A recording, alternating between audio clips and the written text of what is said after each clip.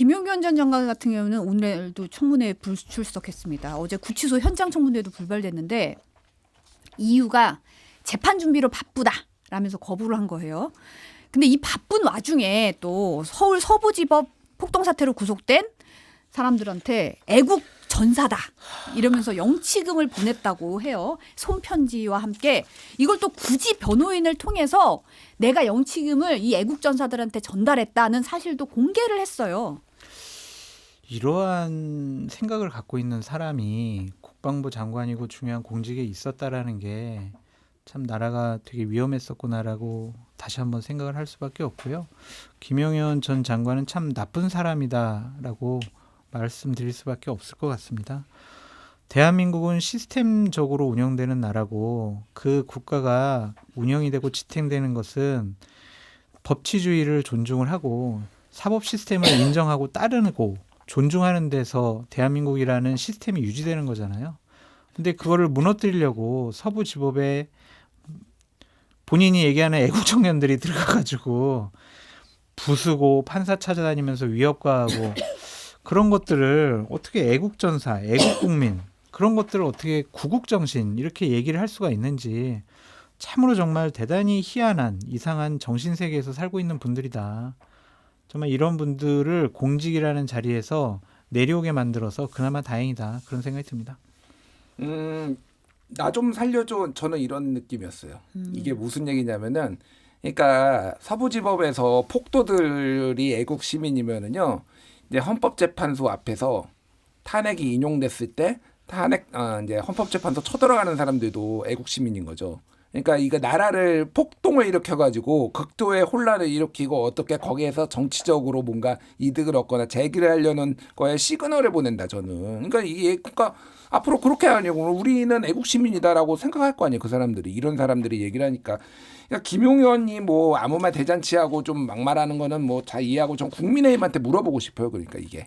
그럼 이 애국 시민이라는 요 표현에 동조하냐 당신들은. 좀 이런 폭동들하고는 선을 그어라 좀 제발. 그런 생각이 듭니다. 이게 왜 대단히 위험한 말이냐면은 이걸 애국 시민, 애국 청년 그랬잖아요. 그러면은 헌법재판소도 이렇게 공격을 해서 우리 대통령을 구출해야 된다라고 잘못된 신호를 줄 수가 있을 거예요. 전한길 강사도 막 그런 얘기를 하잖아요. 헌법재판소에 대해서. 그러니까 이런 것들을 정말 최소한 공직을 했던 사람들은 얘기를 하면 안 돼요. 대단히 부적절하고 잘못된 말들을 하고 있다. 이런 행동하면 안 된다. 그렇게 안 말씀드려요. 그래도 지금 말씀하셨죠. 김용원 그 국가인권위원회 상임위원이 전한길 씨에 대해서 무료불륜을 자청했어요. 그러면서 탄핵되면 헌법재판소 없애버려야 된다. 이런 식으로 주장을 하면서 그러니까요. 뭐 헌법재판소가 주권자인 국민의 뜻을 거슬러 대통령을 탄핵한다면 국민은 헌법재판소를 두들겨 부숴서 흔적도 남김없이 없애버려야 한다. 뭐 이런 얘기를 하면서 지금 헌재가 야당으로부터 대통령 탄핵 용역을 하청받은 싸구려 정치 용역 업체가 돼 재판이라는 이름의 대국민 사기극을 벌이고 있다. 한길쌤이 이를 통렬하게 비판해 주니 너무 고마워 눈물이 날 지경이라고 말을 근데 했거든요. 이제 성인권님 더 문제가 뭐냐면 국민의힘 법률지원단에서 네. 전한길 씨에 대해서 변론을 하겠다 이런 식으로 입장을 밝혔잖아요. 그럼 당은 전한길 씨 그 거리에서 외치는 그러한 주장들, 그 세이브 코리아 거기서 말하고 행동하는 것들 이거를 찬성한다라는 신호를 국민들에게 줄 수도 있어요. 근데 당이 또 왜 이렇게 거리에 극렬한 저런 분들에게 폭력적인 행동을 하는 분들에게 끌려가고 있는지 솔직히 이해가 되지를 않습니다. 전 궁금한 게 이건 뭐 아주 여담인데 그래서 국민의힘은 광화문파인가요? 여의도파인가요?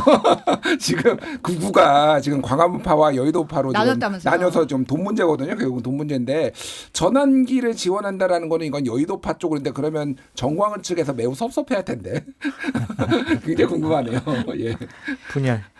아이고, 네. 근데 이 와중에 이제 김진태 강원도 지사가 좀 과거 얘기로 돌아가면 2022년 지방선거 전후로 김건희 여사, 명태균 씨와 메시지 주고받으면서 소통한 정황이 드러났어요. 창원지검이 이제 새롭게 확보한 자료에 따르면 2023년 1월에 김 지사가 명 씨에게 나경원 의원이 저출산 고령사회위원회 부위원장직과 기후환경 대사직에서 해임됐다 이런 내용의 기사를 보내드렸더니 용산 사모님께 보내드렸더니 잘 됐다고 좋아하시네요 라고 이렇게 메시지를 하니까 명태균 씨가 저도 보내드렸다. 도지사님 화이팅이라고 답했다는 거예요. 이 메시지를 통해서 우리가 알 수 있는 것은 김건희 여사가 정말 센 분이었구나. 센 분이었다. 상당히 공천까지도 좌지우지할 수 있을 정도의 강한 영향력과 자기 결정권을 갖고 있었던 분이었다라고 추측할 수가 있고, 또 하나는 나경원 의원을 정말 싫어하는구나 김건희 여사가, 그런 것들을 알 수가 있는데, 어쨌든 김 지사 측에서는 이러한 의혹에 대해서 따로 낼 입장이 없다, 공천 관련도 아니다라고 지금 해명을 하고 있거든요. 그러니까 따로 낼 입장이 없다라는 것은 좀 상당히 곤란해하고 있다, 그렇게 볼 수밖에 없죠. 그래서 정말 참 이런 것들이 앞으로 계속 밝혀질 텐데, 김건희 여사가 이렇게 공천에도 개입을 하고 또한 공천 받은 사람들도 관리를 하고 명태균 씨랑도 이런 논의를 했다라는 것들이 향후 참 국민의힘과 보수 우파 쪽에는 큰 이제 장애물 같은 거, 앞으로 국민들에게 다가갈 수 있는 큰 장애물 같은 거라서 상당히 좀 많이 걱정돼요. 이게 이제 계속 나올 거거든요, 이제 조사 과정 중에서. 그래서 이런 것들 참 잘 넘어갈 수 있을까, 어떻게 넘어갈 수 있을까, 그런 걱정이 듭니다. 예전에 이제 뉴스토마토 등등에서 보도를 했던 게 김진태 후보가 김건희 여사한테 충성 맹세했다, 충성 서약했다, 본인은 아니라고 이제 얘기를 했는데, 이 정도면 충성이죠. 예, 이렇게 기뻐하면서 이렇게 서로 막 이렇게 올려주고 카톡 이런 좋은 소식은 여사님께 내가 빨리 알려드려야 돼. 이 정도면 뭐 그냥 충성 서약 정도로 좀 보이는데요. 그러니까 이 관계가 이제 말씀하셨다시피 더 많이 이제 나올 거예요. 그래서 제가 궁금한 거는 저도 두 가지 동의하고요. 김건희가 센 사람이었다. 김건희가 나경원 싫어했다. 그리고 윤석열 대통령이 나경원을 예전에 인연이 있잖아요. 같이 네. 공부도 하고. 그러니까 김건희 눈치를 봐서 조금 이렇게 멀리 하다가 지금 김건희가 없잖아, 지금. 그렇지. 깜빵이가 있고 자기는 없잖아. 접견 때. 접견 때 나경원을 꼭 집어가지고 오라고 했잖아요. 아, 이제는 자유로워졌구나. 그 등살로부터. 이제는. 그리고 김건희는 면회 안 간다. 2월 달에 안 간다. 이것 때문인가? 잘 모르겠어요. 이거는 그냥 상상의 나래인데 희한하다. 뭐 이 생각이 좀 많이 들어요. 예. 이건 그냥 저희의 그냥 상상입니다. 아, 예, 상상인데 예. 자 12월 3일에 왜 비상계엄 선포했는지 명태균 씨가 박범계 의원에게 쫄아서라고 얘기했다고 하죠. 황금폰 때문이라는 건데, 윤석열 대통령 공소장에 따르면 지난해 11월 24일에 관저에서 김용현 전 장관과 이제 차를 마시면서 명태균 공천 개입 사건 언급했다는 거잖아요. 비상 대책이 필요하다 이렇게 얘기했다는 거고. 근데 사실 이제 창원지검이 이 수사 보고서 쓴 시점이 11월 4일인데 아니 지금 몇 달이 지났는데 지금 뭐 하고 있는 거야? 이런 얘기 나오거든요. 어떻게 보세요? 이건 창원지검의 문제가 아닌 것 같습니다. 그러니까 이때의 수사 보고서가 있지만 그 이후에 또 2차, 3차 수사 보고서를 당연히 지금 검찰총장이 갖고 있을 거다, 그런 좀 생각이 들어요. 그 창원지검 차원의 문제를 떠났다라고 보여지고 이걸 수사를 확대할 것인지, 아니면은 조기 대선이 벌어질 수가 있으니 이 부분은 우리가 대선에 개입할 수가 있다, 그러니까 우리가 이 부분은 당분간 조사를 하면 안 된다, 그 결정을 아마 검찰총장이 곧 해야 될 것 같다, 그런 생각이 듭니다. 왜냐하면 명태균 씨나 명태균 씨 변호인들은 지금 국민의힘의 중요한 대선 후보로 알려지고 있는 홍준표, 오세훈 이 두 분은 나랑 같이 옆에 여기 감옥에 같이 있어야 되는데 이 사람들 내가 가만두지 않겠어, 막 이렇게 협박을 하고 있는 상황이잖아요. 그러면 결정적으로 검찰이 대선에 개입한다라는 인식을 줄 수 있기 때문에 이 명태균 씨와 관련된 검찰의 수사는 생각보다 좀 이렇게 활발하거나 아니면 적극적이지 않을 가능성도 높아 보인다라는 생각이 듭니다. 네, 저 동의하고요. 이거는 심우정 검찰총장이 직접 컨트롤할 거예요. 그러니까 그렇지. 다 보고받고 고냐 스톱이냐를 심우정이 판단할 거예요. 그 정도로 이게 큰 굵은 사건이기 때문에 결국은 검찰이 지금 아까도 말씀드렸지만은 어떤 거에는 적극적으로 하고 어떤 거에는 소극적으로 하고 그 중에 소극적인 거가 이거 사안이다. 왜냐하면 국민의힘 뭐 대선 후보들 다 엮여 있는데 본인이 먼저 이거 지금 꺼내들 수 있을까? 그 생각이 많이 들어요. 그러니까. 예. 근데 이제 나경원 의원이 오늘 아침 SBS 라디오 인터뷰에서 재판받고 있는 피고인의 말을 전원이라고 하면서 전달하는 것은 유감스럽다. 라는 말을 했어요. 이게 명태균 씨 이야기를 계엄의 이유로 이렇게 얘기하는 걸 어떻게 보니 굉장히 유감스럽다 이렇게 표현을 한 건데 이제 본인은 이 인터뷰에서도 이제 접견 갔다 온 얘기를 계속 했거든요. 그러면서 뭐 탄핵 이유가 감사원장 탄핵안 발의다 뭐 이런 얘기도 전달을 하고 그 전에는 이제 기자들 만나서 이제 나치 정권 비유한 얘기도 빗댄 얘기도 했잖아요.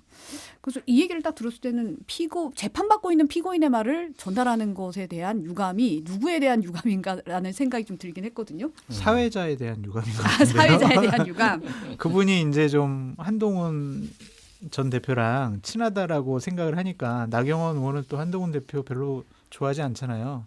그래서 그냥 쓰리 쿠션으로 좀 비판을 한 것이 아니냐라는 좀 생각이 드는데 나경원 의원이 자꾸 접견 갔다 온 얘기를 하는 것이 본인에게 도움이 될까 당에게 도움이 될까라고 생각을 해보셨으면 좋겠어요. 지금 현재 상황은 대단히 좀 즐기는 것처럼 보이거든요.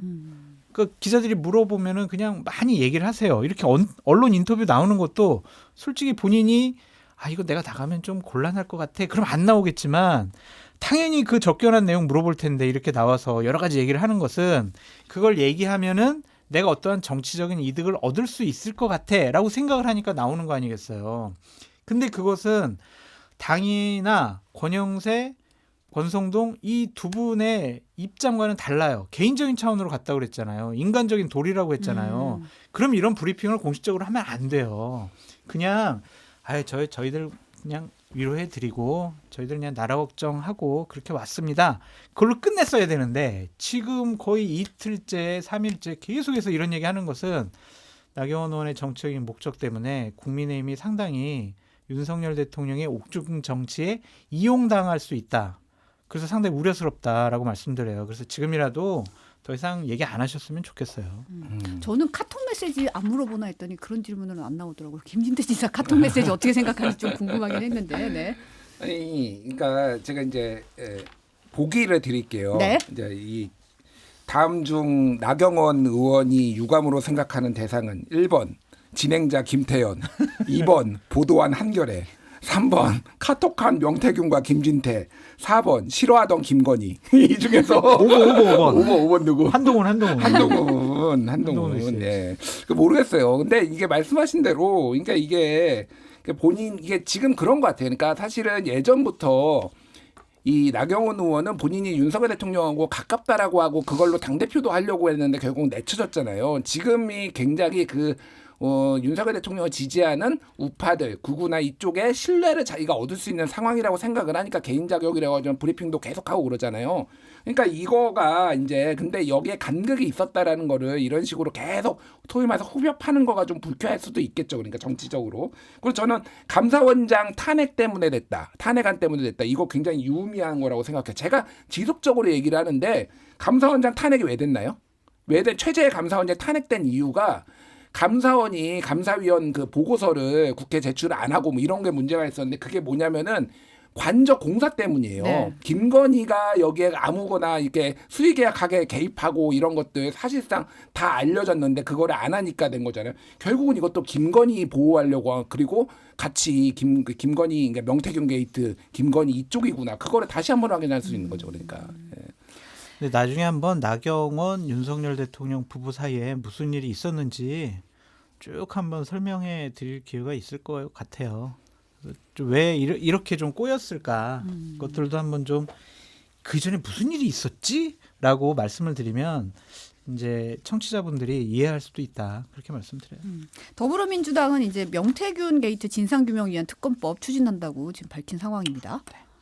뭐 이것도 약간 특검의 각을 지금 내란 특검법, 김건희 여사 특검법 하다가 이제 명태균 게이트 관련된 것만 특검법을 따로 떼서 이제 추진할 모양인 것 같아요. 그러니까 두 가지가 있는 것 같아요. 하나는 이제 너무 그 김건희 특검법에는 도이치모터스 주가 조작 뭐 등등등 해서 지금 많은 게 같이 들어갔잖아요.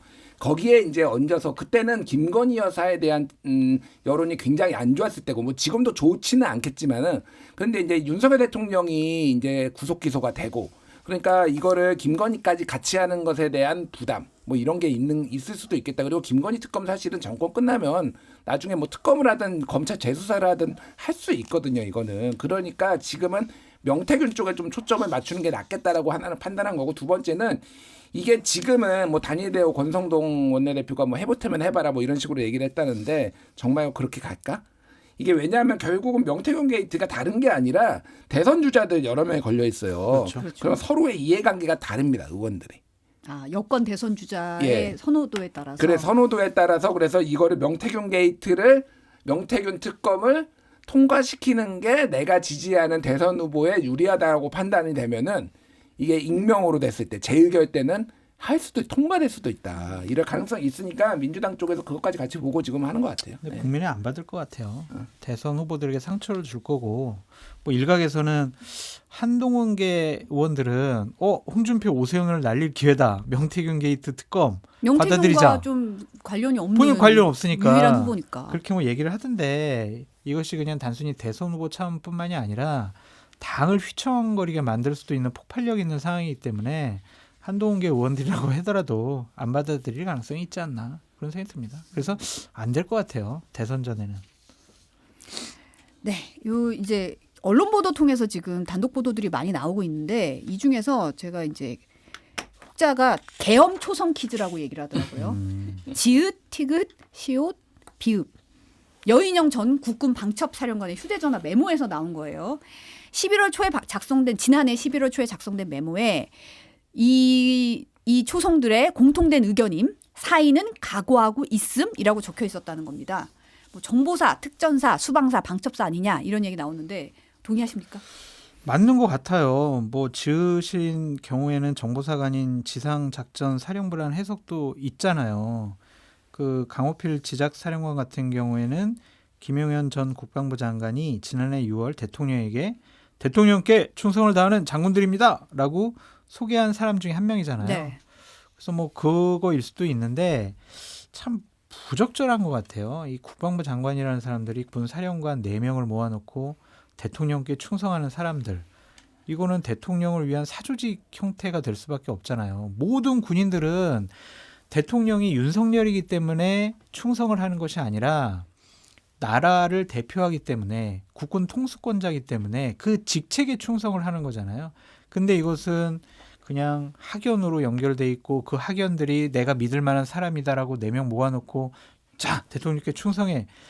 이런 것들이 과연 공적 의식이 있는 사람들인가. 참 김용현 전 장관은 정말 윤석열 대통령을 망친 물론 그런 사람을 쓴 윤석열 대통령도 문제지만 간신 같은 사람이 아니냐 좀 그런 생각이 듭니다. 아니 뭐 전적으로 동의를 하고 다만 윤석열 대통령은 다르죠.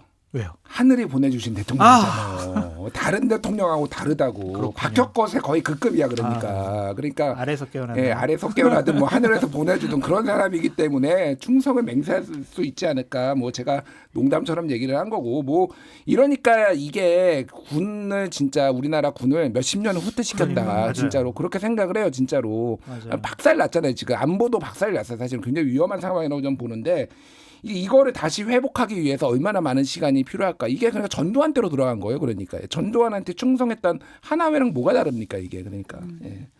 지금 비화폰 관련해서도 지금 뭐 비화폰을 정말 많은 사람한테 줬던데 이제 비상계엄 관여 사령관들에게 경호처 비화폰 지급했다는 의혹도 제기가 됐는데 이게 군한테는 따로 군용 그렇죠. 비화폰이 지급이 되잖아요. 그런데 일부러 그런데도 불구하고 경호처 비화폰을 따로 줬다는 그렇죠. 거고.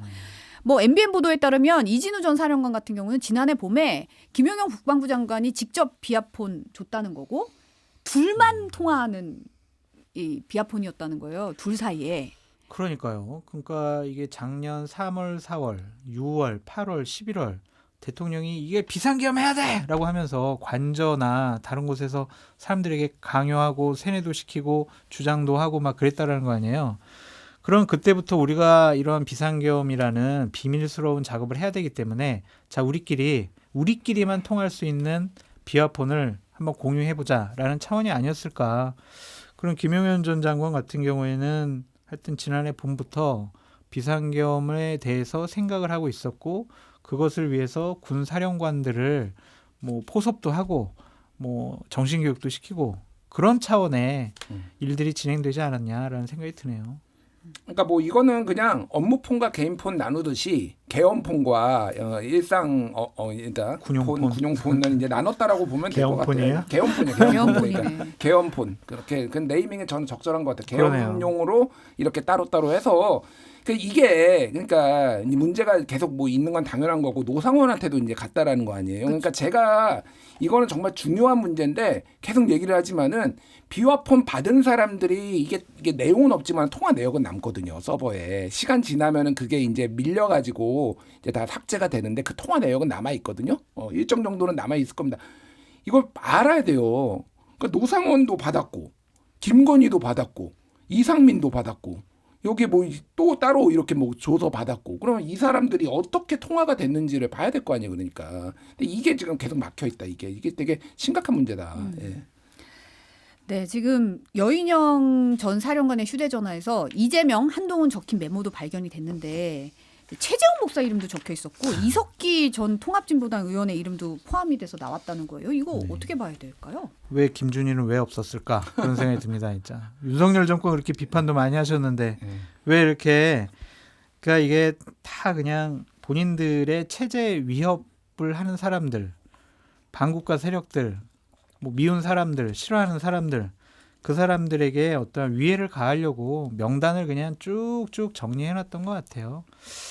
근데 과연 이제 대통령께서 자유와 민주주의를 상당히 강조했던 분인데 이런 식의 비상계엄이라는 폭력적인 방법을 동원해서 아무리 좀 정권에 비판적이고 여러 가지 문제점을 제기하는 사람이라고 하더라도 이런 식의 메모를 통해서 사적인 보복을 가하겠다라고 생각하는 것은 역시 윤석열 대통령과 그를 따르는 추종자들은 대한민국이라는 민주주의 사회에서 공직을 맡거나 국민으로서 살 자격이 없지 않나 그런 생각을 다시 한번 해봤습니다.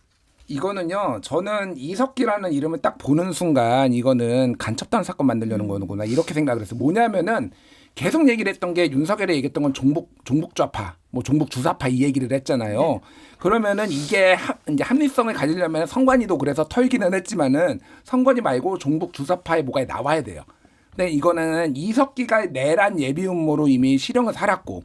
그래서 뭐 소위 말해서 이제 뭐 여러 가지 평가들이 있지만은 극좌파로 지금 분류가 되니까 이석기 잡아다가 얼굴 복면 씌우고 케이블 타이 씌워가지고 네가 했지라고 해가지고 이거 조작하려고 한 거구나. 다른 데도 아니고 지금 방첩사잖아요. 그러니까 방첩사라는 애가 국내 정보도 있지만은 이게 첩보 이제 그리고 이 문제가 되는 이러면 대북 정보나 이런 것들 이제 확인하는 거니까 이거는 간첩단 만들려고 했구나. 최재형은 양수겸장인 것 같아요. 최재형 목사는 왜 그러냐면은 하나는 사적 감정이 들어갔어요. 왜냐하면은 여기에 예전에 체포하는 사람들 중에 최상병 특검 그 군 판사들도 뭐 대령 중령들도 있었다라는 거 아니에요. 막 이런 것까지 성향 지시를 했다. 성향 지시, 성향을 파악하라고 지시했다. 체포가 아니라 어쨌든 막 이런 것까지 있는데 최재형은 두 가지가 있는 게 하나는 이게 디올백 명품백 사건과 관련된 것도 있고요. 또 하나는 미국인이에요. 미국인인데 최재형 목사는 미국인이잖아요. 그렇죠. 네, 네. 미국인이에요. 그러니까 한국 국적은 없어요. 그런데 북한을 여러 번 왔다 갔다 했어요. 그렇죠. 네. 예, 이게 일종의 통일 운동을 한다라고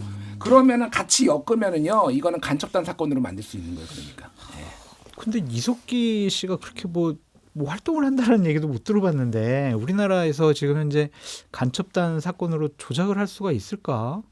참 그걸 가능하다고 생각하는 저 정신세계와 저 수준이 도저히 이해가 되질 않습니다. 뭐 이 사람들 지금 생각하는 거를 보면은 또 그러네. 천주교 정의구현 사제단 지금 싹 체포하려고 했던 거 아니에요. 나는 그러니까 한두 명도 아니고 함세웅 뭐 이렇게 하는 것도 단체를 다 하려고 했던 사람들이에요. 그리고 뭐 노태악 내가 직접 신문하겠다 노상원이 그러면서 니들이 옆에서 공포 분위기 조성해라. 이런 거 뭐 니빠는 손톱 뽑을 때 보통 쓰는 거거든요. 그러니까 이런 것까지 했던 사람이니까 뭔데 불가능하지 않다 저는 봐요. 예.